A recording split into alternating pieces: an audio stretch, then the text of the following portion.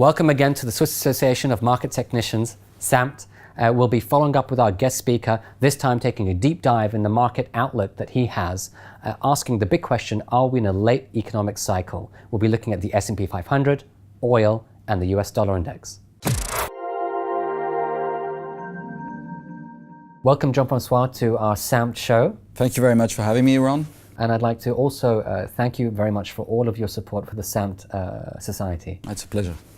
And if you could please lead us into your professional work and very much the multi-generational heritage that you have. Okay. Well, our company was founded in 1969 by my father, but the story started a few years before that. My grandfather was actually running a small brokerage firm in Santa Fe, New Mexico, and was an early adopter of technical analysis, using Elliott waves, but also handcrafting his own methodology, which used a price and volume on single stocks to understand supply and demand. And then my father started his own business in Geneva in the late 60s, early 70s. And he was doing much more European stocks where we didn't have really much volume data. And so he conceived his own methodology using timing oscillators, which you could see here on the bottom end of the chart here. Now, we started the business in the 1970s, and that was difficult times, very volatile times. And we gave as an example here the S&P 500 during those periods. And we actually saw a 30% retracement in 69, 70, then a 70% bull market that followed, then another 50% retracement, then another 70% move up. And this highlights the environment, which was very volatile and needed accurate timing in the markets. And that's what we base our system on at the time and still do so today.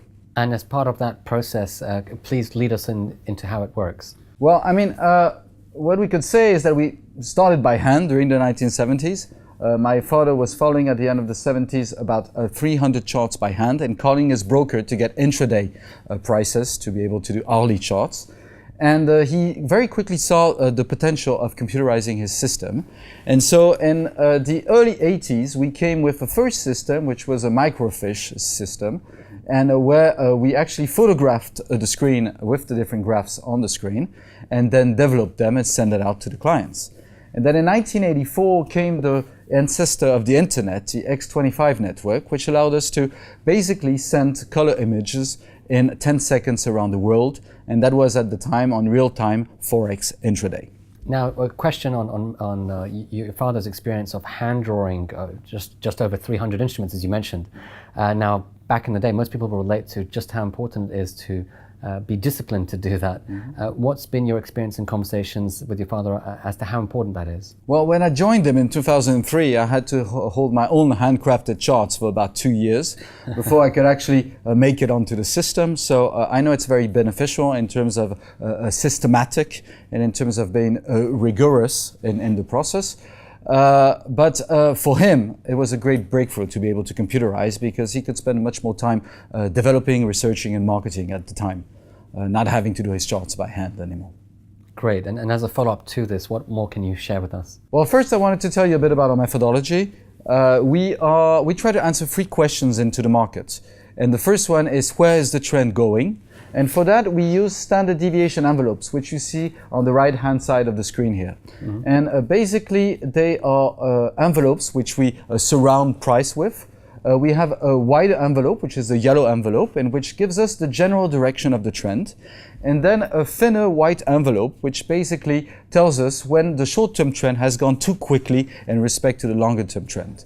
And that happens when the white envelope hits against the boundaries of the wider envelope. And we call those situations of exaggeration market stress. And you can see here on the S&P 500 in 2007, we had market stress to the upside. And then in 2009, for example, we had market stress to the downside. Then the second question we try to ask is how much potential, how much risk there is in a trend. And for that, we use the width of our standard deviation envelopes, which is basically a measure of historical volatility. And we use that measure of historical volatility and factor it up either by a corrective factor or by an impulsive factor. So we start from a low and first consider the potential for a correction. So we get a price range from that, and once the price makes it above that price range, we could then envisage an impulsive target to the upside. And for example here, we are in 2011, and we could see that we just made it above our corrective targets. They are labeled done on the caption here on the lower right-hand side of the chart. And once we make it above these levels, we could then calculate impulsive targets to the upside. And back in 2011, we were already seeing the S&P 500 moving up to 1600 and possibly 1900. Now, just following up from your point about the S&P 500, I mean, many of the equity markets worldwide, but particularly in the West, have been overextended both in valuation terms and price terms. How has this model or cycles in general, in your experience, changed over time? Well, if we look at this target mechanism, we're basically just reached our impulsive targets to the upside on the long-term chart on the S&P 500. It is now labeled done, and we feel that the uptrend since 2009 is probably getting close to exhaustion. More generally, our view is that the cycles we use on many asset classes, we follow about 5,000 instruments around the world on frequencies ranging from a bi-monthly chart to a 2-minute intraday. Basically, the rhythm that we use is still pretty much valid, and we still get very much accuracy in our inflection points using this methodology. And what's key is, of course, you do apply time fractals, so there's a harmonic there. Well, we have frequencies ranging from bi-monthly, weekly, daily, hourly, 15 minutes, 4 minutes, 2 minutes. So we could actually review the whole set of frequencies before we make a decision. Great. And what else can we look at? Well, I just wanted to talk 2 minutes about our timing oscillators, because they are really what differentiates us from many systems. And instead of using one oscillator, we actually use 3 oscillators. So we have a black longer-term oscillator, but then also a medium-term red and a shorter-term blue. And what that allows us to do is to confirm, to get an early confirmation or early harmonic confirmation of reversal points when all 3 oscillators bottom or top at the same time.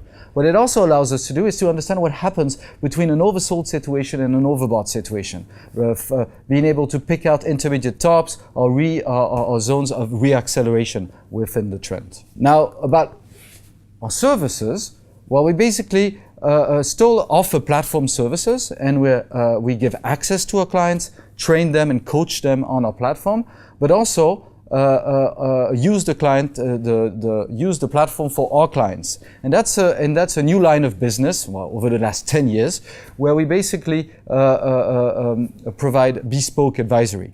You tell us what you want to look at, and we will then use our system to tell us what we think about those markets.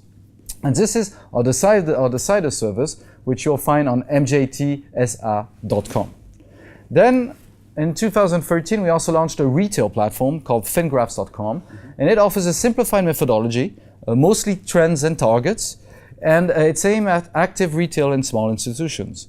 And it's built as a widget, so any partner website could integrate it within a couple of hours. So it's a great B2B2C product for brokers, financial websites, etc.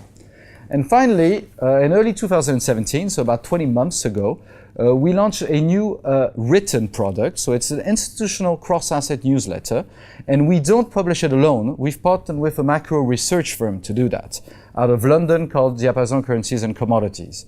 And the product is called thecapitalobserver.com, and it basically was nominated 3 times as finalist in this year's Technical Analyst Award, and won the Specialist Research category. And it's basically what we try to do is to bring a coherent, medium to long-term cross-asset scenario every month to our client. Congratulations on the awards, and we look forward to much more success in the years to come. Thank you very much. Thank you, Jean-Francois.